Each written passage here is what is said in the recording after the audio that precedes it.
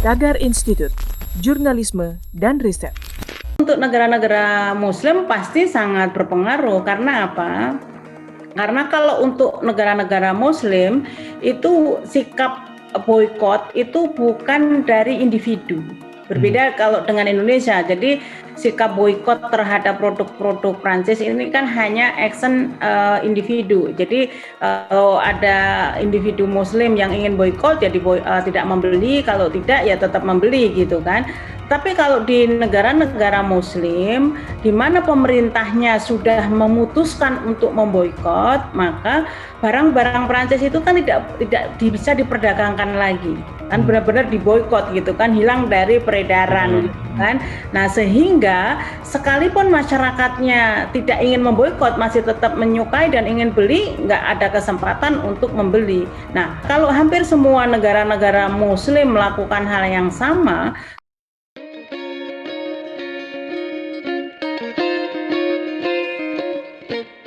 Halo Tagarians, para penonton setia Tagar TV, kembali dengan saya Yosi Girsang, redaktur Tagar TV. Nah kali ini kita akan membahas topik yang masih hangat, yang sedang banyak dibahas di hampir seluruh belahan dunia, yaitu terkait dengan seruan untuk memboikot produk Prancis. Di mana hal ini di-trigger dari pernyataan Presiden Prancis, Emmanuel Macron, yang dinilai menyudutkan umat Islam. Seperti kita ketahui, jumlah umat Islam di dunia saat ini bahkan mencapai 2 miliar jiwa, dan boikot ini atau hashtag boikot produk Prancis ini itu sempat trending di beberapa platform media sosial. Di Indonesia sendiri, tidak hanya di Timur Tengah maupun negara-negara Arab dan negara Islam lainnya, seruan boikot produk Prancis sudah disampaikan oleh Majelis Ulama Indonesia atau MUI. Nah, Presiden Jokowi sendiri sudah menyampaikan bahwa Indonesia mengecam pernyataan dari Presiden Prancis Emmanuel Macron yang dianggap menghina umat Islam. Nah, kali ini kami mengundang salah satu tokoh.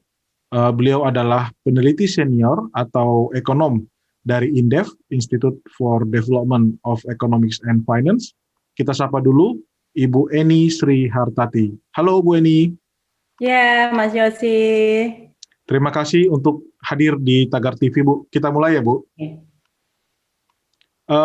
Mungkin kita bicara skala nasional dulu, Bu, yaitu hubungan transaksi dagang antara Indonesia dan Prancis. Seberapa besar sih, Bu, nilai impor dari Prancis ke Indonesia? Dan kalau bicara total impor di Indonesia, dari secara total, itu berapa persen dia, Bu? Supaya masyarakat bisa dapat gambaran. Ya, Mas Yosi. Kalau impor Indonesia dari Prancis itu kira-kira nilainya itu berkisar 800 juta US dollar. Dan sebelumnya memang sempat 900-an juta gitu. Tapi karena ini ada pandemi terjadi penurunan permintaan, termasuk penurunan kelas menengah ya. Jadi kalau impor produk-produk Prancis ini kan yang banyak membeli adalah kelompok menengah ke atas. Saya tidak termasuk di dalamnya, saya nggak pernah beli produk-produk impor. Jadi ketika MUI menyerukan boikot untuk produk-produk Prancis, kebetulan kami memang sebelumnya juga jarang mengkonsumsi produk-produk Prancis. Jadi produk-produk impor dari Prancis ini kebanyakan memang yang terkait dengan lifestyle gitu kan, yang tas branded gitu. Jadi bukan cuma tas biasa, tas branded yang satu biji konon katanya harganya bisa puluhan juta gitu kan. Juga kosmetik dan sebagainya, termasuk mungkin juga parfum ya yang banyak dikonsumsi oleh teman-teman kita yang dari kalangan jet set gitu atau dari kelompok menengah ke atas. Tapi memang sekarang juga beberapa produk-produk makanan memang masuk itu. Tapi itu pun juga masih kita jumpai di gerai-gerai mal-mal besar. Kalau untuk di pasar-pasar tradisional belum. Nah, tetapi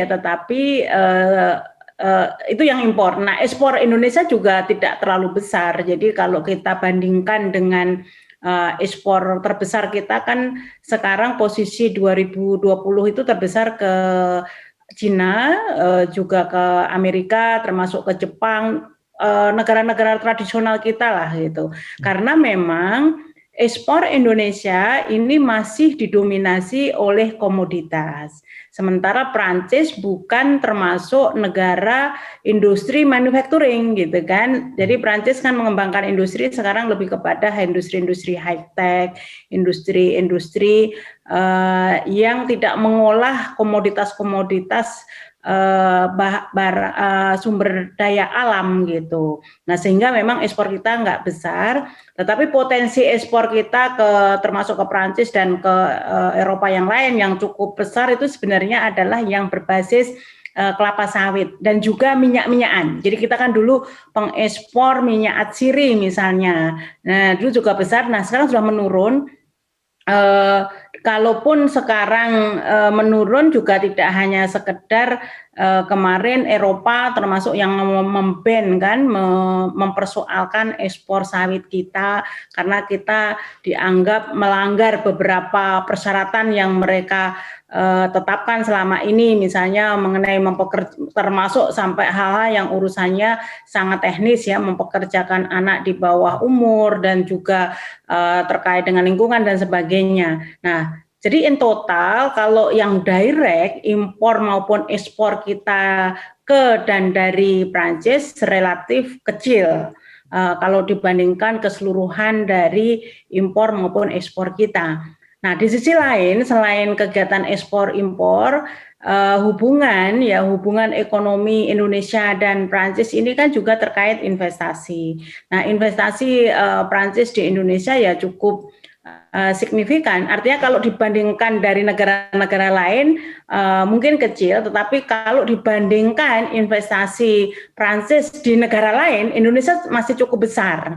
Karena kan populasi Indonesia sangat besar dan size ekonomi Indonesia sangat besar.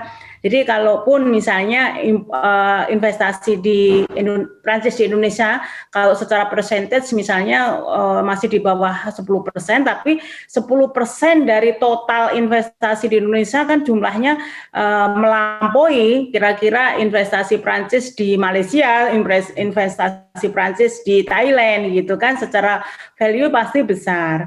Nah, kedua, selain itu kembali lagi ke impor tadi.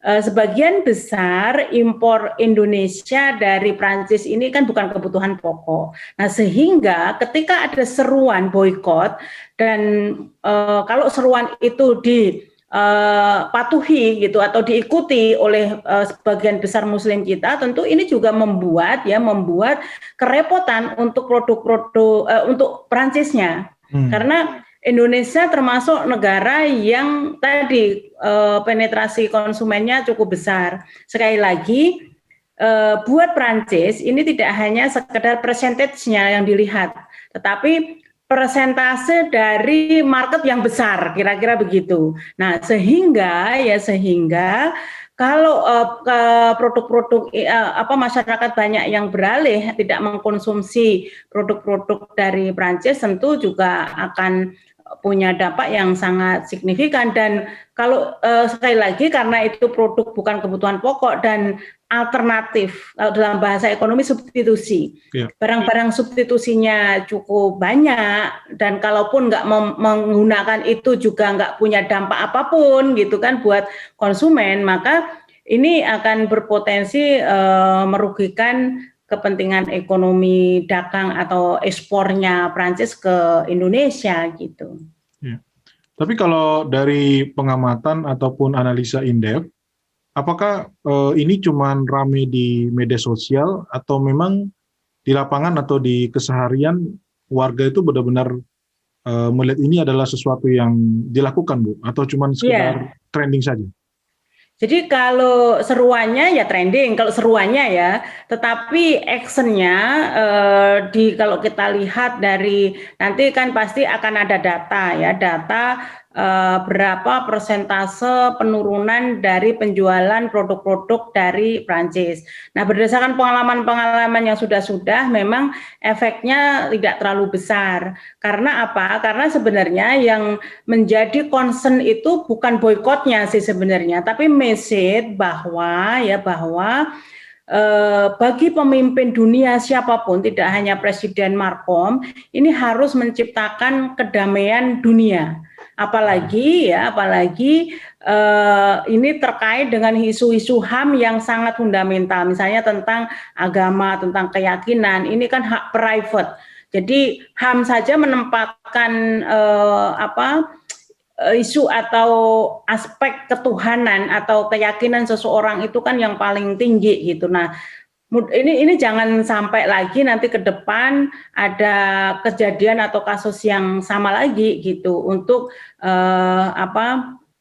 menjadi isu seperti ini yang berujung pemboikotan. Jadi menurut saya boikot itu atau seruan boikot itu yang paling utama adalah bagaimana message ini sampai, message terhadap pemimpin dunia manapun, termasuk bukan Presiden Macron. Karena apa? Karena kecenderungan di Eropa misalnya dan di negara-negara Barat, Islamophobia ini kan masih terus menjadi isu ya, sering menjadi komoditas politik, termasuk juga tuduhan terhadap Islam teroris dan sebagainya. Nah, sebenarnya poin ini yang ingin diaspirasikan oleh umat Muslim gitu. Jadi kalau persoalan mengkonsumsi barang ini kan nggak punya salah apapun, karena barang ini kan benda mati gitu kan, dan nggak punya dosa gitu sepanjang barang-barang itu memang barang-barang halal gitu kan, bukan produk-produk haram.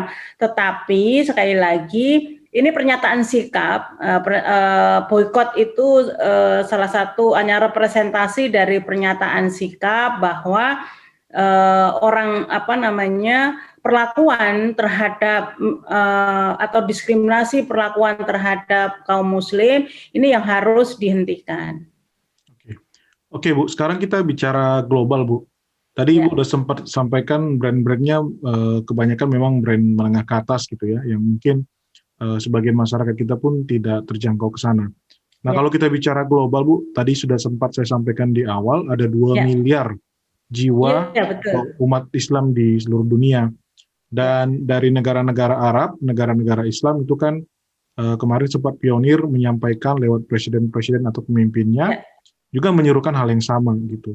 Nah, kalau kita bicara skala global, Bu, ketika produk Prancis ini diboikot, seberapa besar dampaknya kepada ekonomi Prancis? Apakah mereka akan terganggu?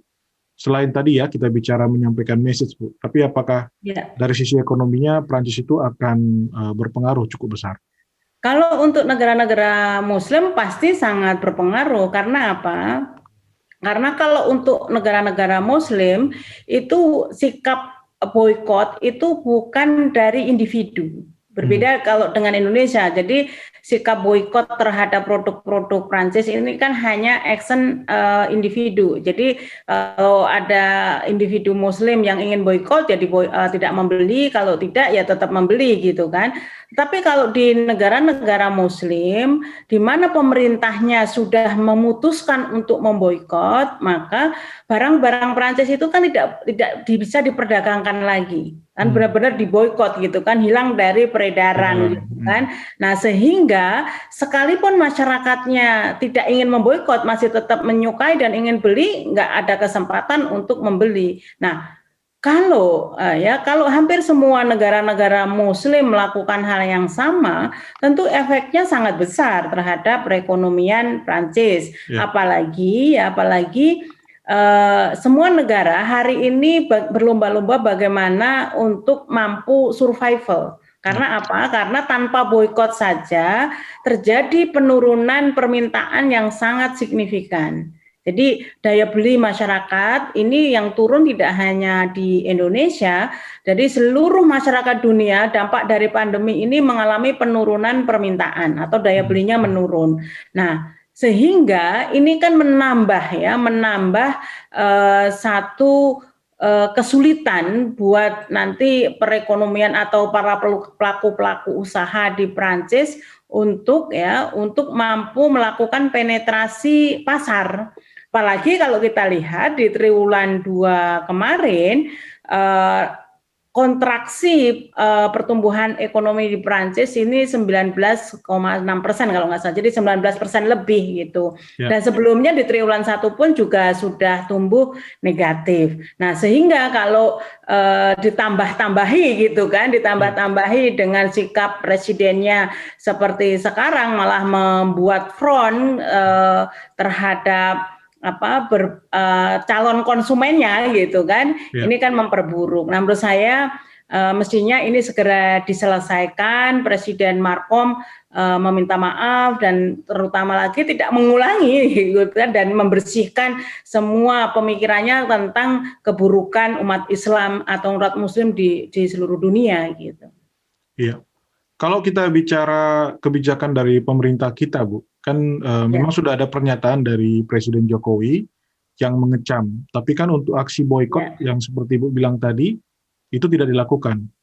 Kalau dari analisa Bu Eni sendiri, ini apa yang menjadi alasan yang melatar belakang Ibu? Kenapa di Indonesia tidak langsung dipimpin oleh pemerintah untuk melakukan boykot produk Prancis, padahal kita ketahui Indonesia juga adalah salah satu negara dengan penduduk Muslim terbesar di dunia ya. Ya, jadi kalau alasan khususnya, alasan utamanya pasti yang harus menjawab pemerintah, karena itu kan sikap pemerintah gitu kan, sikap pemerintah mungkin Menteri Luar Negeri ataupun juga Presiden bisa menjawab itu, mengapa tidak memutuskan untuk memboikot gitu. Tetapi kalau dari perhitungan ekonomi, memang tadi dampaknya tidak terlalu besar, tetapi sekali lagi siapapun pemimpin dunia yang sekarang ini menyerukan boikot terhadap pemerintahan produk-produk dari Prancis, itu sekali lagi itu ekspresi untuk pernyataan sikap. Jadi bukan hitung-hitungan ekonomi gitu kan. Nah, sehingga itu sebenarnya yang menurut saya kalau sehari ini pemerintah Indonesia tidak mengambil jalan mengumumkan untuk boikot produk-produk Prancis, mestinya pemerintah Indonesia bisa menunjukkan kepada masyarakat Indonesia, terutama masyarakat Muslim, bahwa Indonesia punya strategi lain. Katakanlah misalnya Indonesia, Menteri Luar Negeri bisa menyampaikan B2B atau melakukan pendekatan ataupun juga lobby dan tidak hanya sekedar klarifikasi, tetapi juga pemahaman kepada pemerintah Prancis bahwa sikap-sikap diskriminatif, sikap-sikap yang mendiskreditkan umat Muslim itu bukan sikap-sikap negarawan, dan itu tentu ke depan yang harus kita hindarkan. Nah, kalau pemerintah Indonesia bisa melakukan hal-hal itu jauh lebih bijak gitu kan dan efektif, tentu pemerintah Indonesia tidak melakukan seruan boikot bisa dibenarkan. Jadi ada cara lain gitu. Tapi kalau pemerintah Indonesia tidak melakukan apapun gitu kan, berarti pemerintah Indonesia tidak menyampaikan aspirasi dari masyarakat Muslim Indonesia. Oke, baik. Terima kasih Bu Eni untuk waktunya bersama dengan Tagar TV. Kepada Tagarians, tetap setia bersama dengan Tagar TV. Jangan lupa untuk subscribe dan tekan loncengnya untuk mendapatkan update-update dari berita terkini. Sampai ketemu lagi.